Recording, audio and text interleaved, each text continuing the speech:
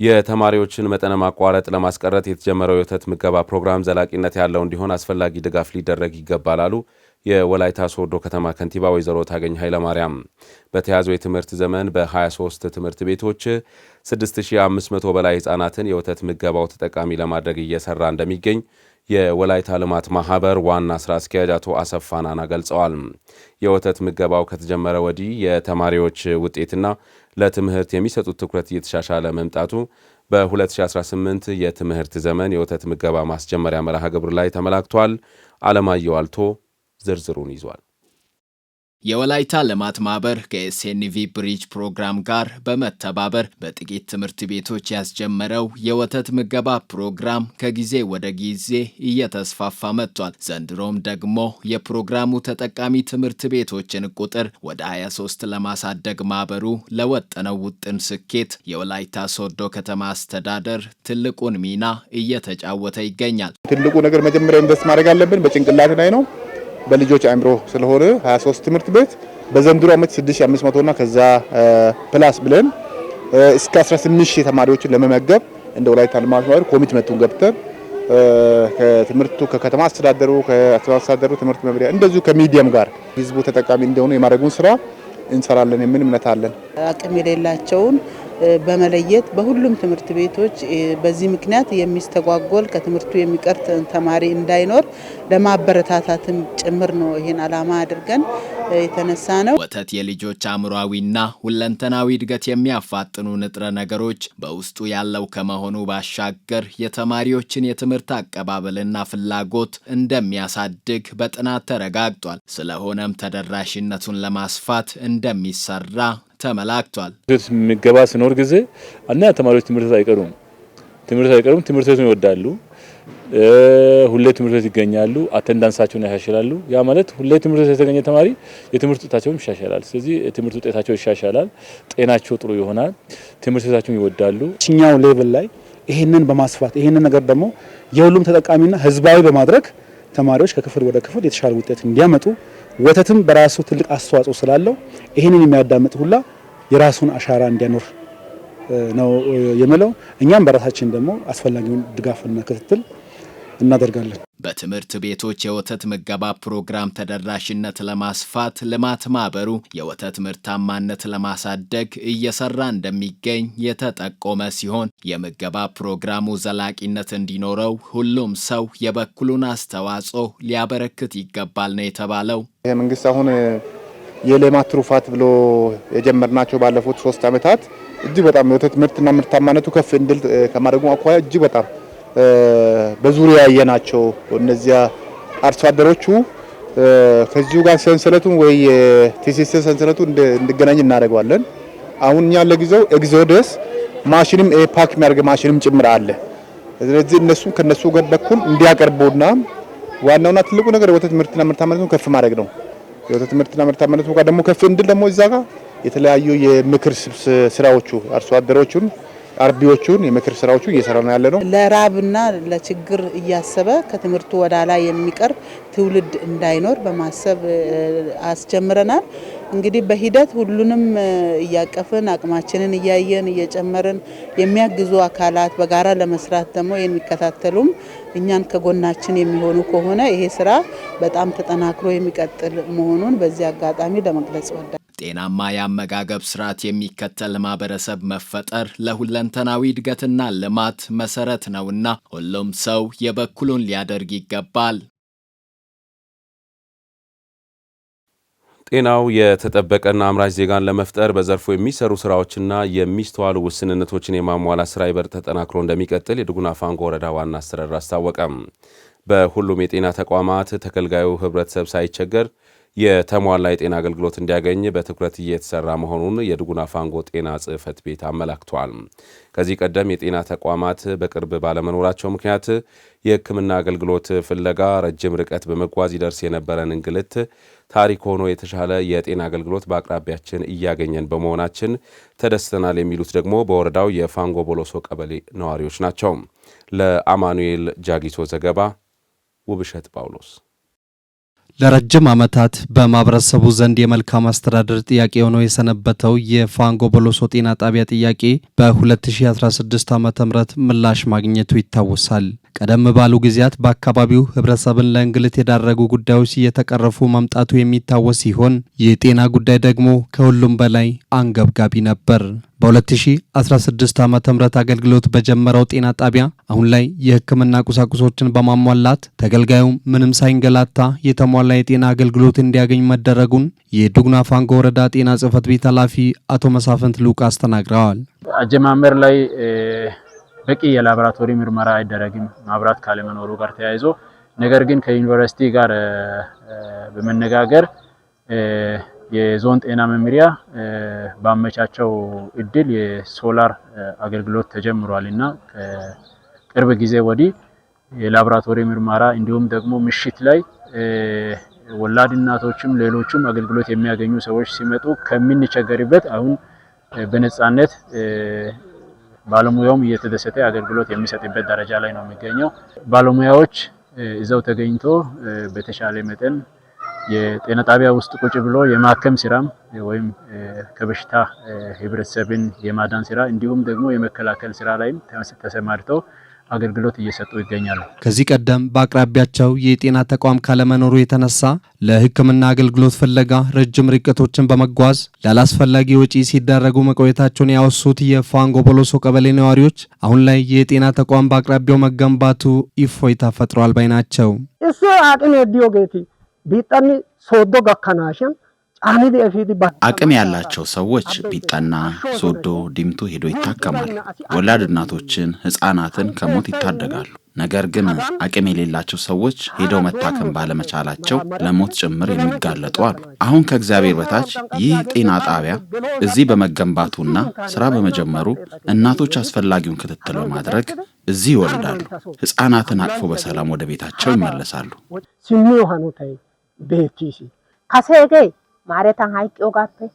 በምጥ ምክንያት መሞት፣ በእንግዴ ልጅ ምክንያት መሞት ቀርቶ አሁን እግዚአብሔር ለውጥ አምጥቶልናል። ከዚህ ሁሉ ስቃይ አርፈናል። ይህ ብቻ ሳይሆን ህፃናትም እዚህ አምጥተን ጤናቸውን መከታተል ጀምረናል። ከስጋት ወጥተን እፎይ ብለን ነው የምንኖረው። አካሚ ባለሙያዎችም ብዙ ጊዜ በልምድ ወይም በሙያ ብቁ የሆኑ አክሞች ስላሉ በቃ ያን ኃይል የምንቸገርበት የጤና እክል የሚደርስበት አቅጣጫ አይደለም። ከ15000 በላይ ለሚሆኑ ዜጎች አገልግሎት በሚሰጠው ጤና ጣቢያ ላይ አስፈላጊ የህክምና ቁሳቁሶችና ባለሙያዎችንም የማሟላት ስራ ሲሰራ መቆየቱም ተጠቅሷል። የኛ ጤና ጣቢያችን ካችመንት ፖፑሌሽን ወደ 15017 የሚሆኑ ህዝቦች እዚህ ተጠቃሚ ይሆናሉ። ከህፃናት ጀምሮ ከ1 ዓመት ጀምሮ ሁሉም እዚህ ተጠቃሚ የሚሆኑ ህዝቦች ናቸው። ሁሉም መጥቶ የራሱን ክትፋትም የመሰለ ኦፒዲ፣ ሌላ ዴሊቨሪ፣ ወሊድ አገልግሎት፣ የ5 ዓመት በታች ህክምና፣ ኢመርጀንሲ ህክምና ሁሉም እየሰጠን እንገኛለን። አንዳንድ ችግሮችን ቢኖርም ተቋቁመን እየሰራን ያለን ሁኔታ አለ። በጤና ጣቢያው የሚሰጠው አገልግሎትም ከጊዜ ወደ ጊዜ እየተሻሻለ መምጣቱን የሚገልጹት የጤና ባለሙያዎች በአንዳንድ የህክምና ዘርፎች የሚስተዋለው የሰለጠኑ ባለሙያዎች እጥረት እንዲቀረፍም ጠይቀዋል። ባለሙያ መጠለያ ጋር የተያዘ ችግር አለ። ሌላ ተከራይቶ እንዳይኖር ያው ገጠርም ስለሆነ ሌላ መከራይበት ቤትም አለመኖሩ ጋር የተያዘ መጠለያ ብሰራለን ጥሩ ነው። እሱ ነገር በዛ ላይ ደግሞ በሱ መጠለያ ባለመኖሩ ባለሙያም ደግሞ ወደ በራብ እየተጎዳ ያለበት ሁኔታ አለ። ወጥቶ እንዳይበላ ሌላ ምግብ ቤት አለመኖሩ ከተማ ሰፊ አለመኖሩ ጋር ከተያዘ በጣም እየተቸገረን ያለበት ሁኔታ አለና እሱ ነው ጥሩ ምላሽ ቢሰጡን ጥሩ ነው። አዋላጅ ነርስ እዚህ ያለው በጣም ትንሽ ነው። ላቦራቶሪም እንደዚህ፣ ፋርማሲም እንደዚህ፣ ምርመራ ክፍል ኦፒዲ የሚባለውም እንደዚህ በቃ በተለይ በየክፍሉ በቃ የሰው እጥረት አለ ያለው። ህዝባችን የኛ ህዝብ ስለሆነ ተቋቁመን እየሰራን ነው ያለነው እንጂ ሰው እጥረት በጣም ከፍተኛ ሁኔታ ስላለ መንግስት ይሄን ነገር ያው ተገቢ ምላሽ ቢሰጥ ከዚህ ከምንሰጠው እጥፍ አገልግሎት ለመስጠት ዝግጁ ነን። በሽታውን ቀድሞ የመከላከልና አክሞ የማዳን ስራ በልዩ ትኩረት እየተሰራ መሆኑን የገለጹት የዱጉና ፋንጎ ወረዳ ዋና አስተዳዳሪ አቶ ዘካሪያስ ወንታሞ በአካባቢው ጤናማና አምራች ዜጋን ለማፍራት በዘርፉ የሚስተዋሉ ውስንነቶችን የማሟላት ስራ ተጠናክሮ ይቀጥላል ብለዋል። ድምጡ ሲሄድ የነበረ ቢጠና ሲሄድ የነበረ ህብረተሰብ እዛው አካባቢ ጥያቄ እንዲፈታ ተደርጓል። ከነ ችግሩም ቢሆን ማለት ነው። ያ ጥያቄ ተፈቷል። አሁን ግን ጥያቄው ከተፈታ በኋላ እዛ እንደ ወረዳ መንግስት ደግሞ ወረዳ መንግስት ማሟላት ያለባቸው ነገሮች አሉ። አንደኛው የጤና ባለሙያ ማደሪያ እዛ አልተሰራም።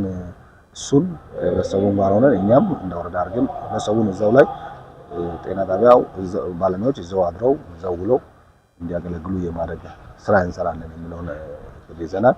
ከዛ ባለፈ የውሃም የማብራት ችግሮችም አሉ። እነሱ ችግሮችን ከሚመለከታቸው አካላት ጋር ሆነን እንፈታለን የሚለውን ሀሳብ ይዘን እየሰራን እንገናኛለን። ከህብረተሰቡ የሚነሱ መሰረታዊ የልማት ጥያቄዎች ምላሽ እንዲያገኙ በየደረጃው ያሉ አመራሮችና ሌሎች ባለድርሻ አካላትም ከህዝቡ ጋር በጋራ መስራት ይጠበቅባቸዋል።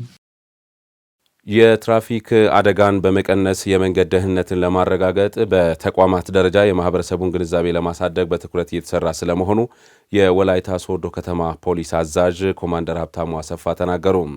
በተለይ የተማሪዎች የመንገድ አጠቃቀም ስርዓት እንዲዳብር ፖሊስ ጽሕፈት ቤቱ አበክሮ እየሰራ ነው ብለዋል ኮማንደሩ። የመንገድ ትራፊክ አደጋን በመቀነስ ረገድ የመንገድ ትራፊክ ደህንነት ክበባት ሚና ከፍተኛ ስለመሆኑም ተመላክቷል። ዳግም አዴቦ ዝርዝሩን ይዟል። በመጠበቅ ራሳችንን ከአደጋ እንጠብቅ። የመንገድ ትራፊክ አደጋ የሚያስከትለውን የሞት፣ የአካል ጉዳት፣ የንብረት መውደም፣ የማህበራዊና ኢኮኖሚያዊ ችግር ለመቀነስ የወላይታ ሶዶ ከተማ ፖሊስ ጽሕፈት ቤት በግል እንዲሁም በመንግስት ተቋማት የማህበረሰቡን ግንዛቤ ለማሳደግ ይሰራል። በተለይ ደግሞ የመንገድ ትራፊክ አደጋን ከመቀነስ አንጻር የተማሪዎች የመንገድ አጠቃቀም ስርዓት እንዲዳብር በትኩረት ይሰራ እንደሚገኝ የወላይታ ሶዶ ከተማ ፖሊስ አዛዥ ኮማንደር ሀብታሙ አሰፋ ይናገራሉ። ተማሪዎችን ወላጆች ወደ ትምህርት ቤት ሲወስዱ በአንድ ሞተር ላይ ህፃን ናቸው በማለት አራትና ከአራትም በላይ በከተማ ውስጥ መጫን ይታያል። ስለዚህ ይሄም ለምሳሌ በአንድ ሞተር ላይ ህፃናት ወይ 3 ወይ 4 ጭነው ሲሄዱ ከነሱ ውስጥ አንዱ እንኳን ቢጎዳ ቢሞት አንድ ሞተር ብስክሌት 4 እና 3 ጭነው እያሉ አደጋ ደረሰ ይባላል። ስለዚህ ይሄም አደጋ እንዳይከሰት ይሄም አደጋ እንዳይጨምር ወላጆች ልጆቻቸውን በታክሲ እንዲያጓጉዙ በሞተር እንደማይቻል ህጉም እንደማይፈቅድ ይህንን ግንዛቤ ስራ አሁን ላይ በስፋት እየሰራ እንገኛለን። ስለ መንገድ ትራፊክ አደጋ አስከፊነት የሚናገሩት የሊጋባ በየነ አንደኛ ደረጃ ትምህርት ቤት ተማሪዎች አደጋው እንዲቀንስ ተገቢውን ጥንቃቄ እናደርጋለን ይላሉ።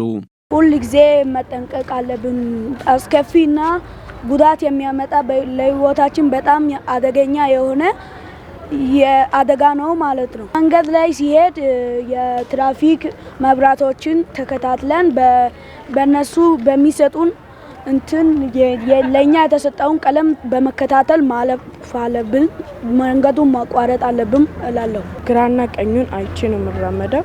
ዜብራውን አይቼ አልፋለሁ። አረንጓዴ ምልክት የሰው ምልክት ሲራመድ ነው አልፈው። አረንጓዴ ተሽከርካሪው መንገድ አቋራጭም ይራመዳል ማለት ነው። የትራፊክ አደጋን በመቀነስ የመንገድ ደህንነትን ለማረጋገጥ በሚደረገው እንቅስቃሴ የመንገድ ትራፊክ ደህንነት ክበባት ሚና ከፍተኛ ነው ተብሏል። በተጨማሪም በከተማው የሚገኙ መንገዶችን ለእግረኞች ምቹ የማድረጉ ስራ በትኩረት የተሰራ እንደሆነም ተመላክቷል። ክበባትን ስናጠናክር ጠንካራ ተማሪዎችን፣ ጎበዝ ተማሪዎችን በማደራጀት በክፍል ተወዳዳሪ የሆኑ ተማሪዎችን ነው የምናደራጀው። እነዚህ ደግሞ የተሳካ አምና በ2017 ዓመተ ምህረት የተሳካ ስራ ነው ተግባር ነው የፈጸሙት። እግዚአብሔር ይመስገን። ከዚህ በፊት በየመንገዱ በዚህ ብረት ላይ የሚቀመጡ ተማሪዎችን ሁሉ ከመከላከል አንጻር አደጋ በሰው ህይወት ላይ እንዳይከሰት ከማድረግ አንጻር በጣም ከፍተኛ አስተዋጽኦ ነው ክበባት እያካሄዱ ያሉት። ምቹ ያልሆነ መንገድ ያለባቸው አካባቢዎች አሉ። እነዛ ቦታዎችን እነዛ አካባቢዎችን ደግሞ በተቻለ መጠን ከኢራዎች ጋር በመሆን የፍጥነት መቀነሻ ብሬከርን በማስራት መንገድን አንድ ላይ ደግሞ መንገድ ላይ አካባቢ የማይመቹ አካባቢዎች ላይ ወጣ ገባ በሆኑ አካባቢዎች ላይም ከመዘጋጃ ከሚመለከታቸው አካላት ጋር በመቀናጀት እያሰራን በክረምት በጎ አድራጊዎችም ጋር እንደዚህ አይነት እይታን የሚጋርዱ ነገሮችን ከመንገድ በማንሳት በየቀበሌ እየሰራን ያለብንበት አግባብ አለ። የመንገድ ትራፊክ አደጋን ለመቀነስ ከአሽከርካሪዎች በተጨማሪ ባለንብረቶች ከፍተኛ ኃላፊነት እንዳለባቸው ሲገለጽ በተቋማት ግንዛቤ መስጠቱ ተግባር ተጠናክሮ ይቀጥላልም ተብለዋል። አመታዊ ቴክኒክ ምርመራ ተሽከርካሪ ሊደረግ ይገባል።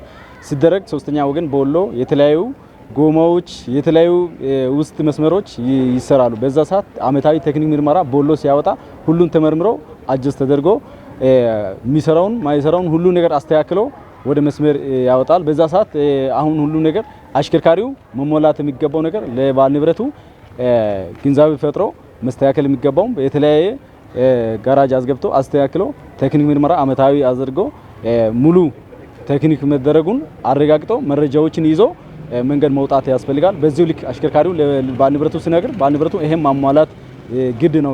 በዛው ልክ ካላስተካከለ አመታዊ ቴክኒክ ምርመራ ካልተደረገ ለአደጋ ያጋልጣል፣ ለተለያዩ ብልሽቶች ያጋልጣል። ስለዚህ ይሄን በጊዜ መስተካከል ያስፈልጋል። ሃይማኖት ተቋማት በሁሉም ይሄ ግንዛቤ ትምህርት የቀጠለ ስለሆነ ሳናቋርጥ ተማሪዎች ጠዋት ቀን ማታም ሲወጡም ሲገቡም በየትምህርት በራፍ ቆመው የኛ ትራፊክ ፖሊሶች ቆመው እዛው እንዲያስተናብሩ ሲደመር ደግሞ ሌላ አጋዥ ኃይሎች አሉ።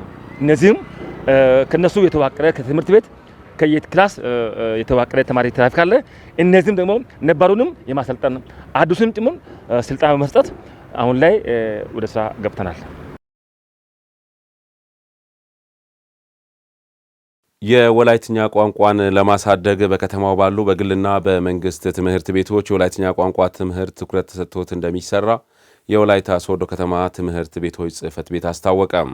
ነገር ግን በአዲሱ ካሪክለም መሰረት ወላይትኛ ትምህርት ዝግጅት ከ10ኛ ክፍል በኋላ በሚቀጥሉት ክፍሎች አለመኖሩ ተማሪዎች በቋንቋው የሚሰጠውን ትምህርት በትኩረት እንዳይከታተሉ አድርጓል የሚሉት ደግሞ መምህራኖች ናቸው። በሌላ በኩል ደግሞ የወላይትኛ ቋንቋ በዞኑ የሥራ ቋንቋ ሆኖ እንዲያገለግል በትክክል አለመተግበሩ ተማሪዎች ለቋንቋው ያላቸው አመለካከት እንዲቀየር ምክንያት መሆኑ ተጠቁሟል። ለትሩንጎ ሙሉ ዘገባ እድገት እስራኤል። አንድ ቋንቋ ይወለዳል፣ ያድጋል፣ ይሞታል ሲባል ከሚገሉት ተርታ ሳንሆን ከሚያሳድጉት ውስጥ በመሆን በቋንቋው እድገት የራሳችን አሻራ ማኖርን ይጠይቃል። ለዚህ ደግሞ ታዳጊ ልጆች አእምሮ ላይ መስራትም ያስፈልጋል። የወላይትኛ ቋንቋን ለማሳደግ በተለያዩ ትምህርት ቤቶች ከቅድመ መደበኛ ጀምሮ በስርዓተ ትምህርት ውስጥ ተካቶ ትምህርት እየተሰጠ ይገኛል። ቋንቋውን ለማሳደግ መላው የብሔሩ ተወላጅና ባለድርሻ አካላት በትኩረት መስራት እንደሚገባ የወላይታ ሶዶ ከተማ ትምህርት መምሪያ ኃላፊ አቶ ለውጡ ሎሃ ተናግረዋል። ያው የወላይትኛ ቋንቋ እንደ አንድ ብሔር እንደ ማንኛውም ብሔረሰብ የሌሎች ቋንቋዎች በአካባቢያቸው እንደሚማሩት እንደ ከተማችንም በዚሁ ልክ ትምህርቱ እየተሰጠ ያለበት ሁኔታዎች አሉ። ነገር ግን ያው በሙሉ ማለት ትምህርቱ ያው በፊት እስከ 12 ድረስ ሲሰጥ የነበረበት ሁኔታዎች ነበሩ። በአዲሱ የትምህርት ካሪኩለም ላይም ደግሞ በተወሰኑ የትምህርት አይነቶች ላይ ትምህርቱ ታጥፈዋል። እንደ ሲቪክስ፣ እንደ አማርኛ፣ ስፖርት እንዲሁም ደግሞ ወላይትኛ ትምህርት ያው ከ11 እና 12 ላይ የለም። ነገር ግን እስከ 10ኛ ክፍል እየተሰጠ ያለበት ሁኔታዎች አሉ። የወላይትኛ ቋንቋ ለማሳደግ በከተማው ባሉ ትምህርት ቤቶች ትኩረት ተሰጥቶ ትምህርት እየተሰጠ ቢሆንም በአዲስ መልክ በተዘጋጀው ስርዓተ ትምህርት ውስጥ ትምህርት ዝግጅቱ ከ10ኛ ክፍል በኋላ አለመኖሩ ተማሪዎች እንዲዘናጉ ምክንያት መሆኑን የዘርፉ መምህራን አንስተዋል። ቋንቋ እንግዲህ ያው ቋንቋ ነው።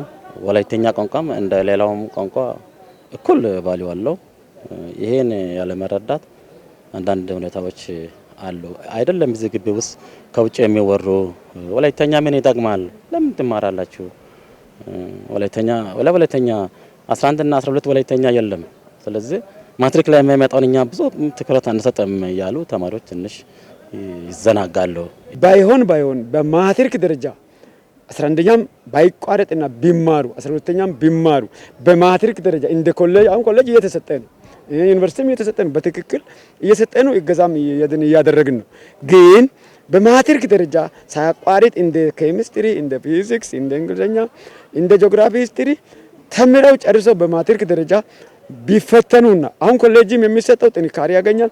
ተማሪዎችም ከሚያሳዩት ተነሳሽነት በላይ ሊነሳሱ ይችላሉ። መምህራን አክለው የወላይትኛ ቋንቋ እንደ ሌሎች ቋንቋዎች በዞኑ የስራ ቋንቋ ሆኖ እንዲያገለግል የተወሰነ ቢሆንም በአተገባበር ላይ የሚታዩ ውስንነቶች ተማሪዎች ለቋንቋቸው ያላቸው አመለካከት እንዲዛባ አድርጓል ይላሉ።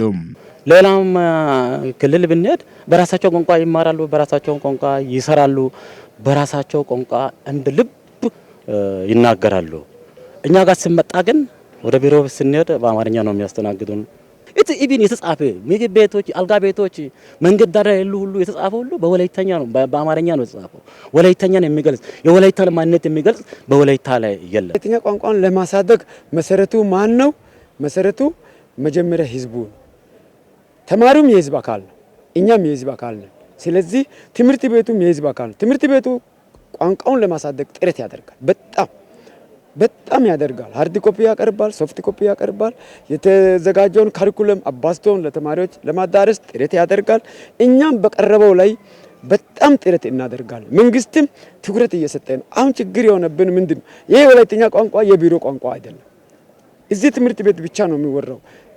ናቹራሊ ወይም በተፈጥሮ ደግሞ በአካባቢው ይወራል እንደ መግባቢያ ቋንቋ። ተማሪዎች የወላይታን ባህልና ቋንቋ ጠንቅቀው አውቀው እንዲያድጉ ወላጆችና ጉዳዩ የሚመለከታቸው አካላት በቁርጠኝነት ሊሰሩ ይገባል የሚሉት ደግሞ የወላይታ ሶዶ ሁለተኛ ደረጃ ትምህርት ቤት ተማሪዎች ናቸው። ለተማሪ ፍላጎት ካለው ተማሪ በቃ ይሄንን በተለይ አሁን አብዛኛው ጊዜ የወላይታ ልጆች ወላይተኛ ያወራሉ፣ ግን ይሄን አይደሉም። ከሌላ ሀገር ከሌላ ዞን የመጣ ተማሪ በቃ ወላይተኛ የማይችል ተማሪ በጣም ነው ወላይተኛ የሚወደው።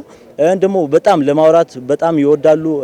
ከኛ ጋር ይሄ ማለት ምን ማለት ነው፣ ይሄ ማለት በወላይተኛ ምን ማለት ነው ያሉ በቃ እኛን ይጠይቃሉ። ደግሞ በጣም ይወዳሉ ወላይተኛና ይሄ 11ም 12ም ብኖር በቃ ተማሪ ይበልጥ አሁን እኛ ከ9ም ከ10ም ይበልጥ በቃ ተማሪ ብዙ ነገር ማወቅ እንችላለን። ስለኛ ስለ ወላይታ ስለ ራሳችን ብዙ ነገር ማወቅ እንችላለን፣ መማር እንችላለን።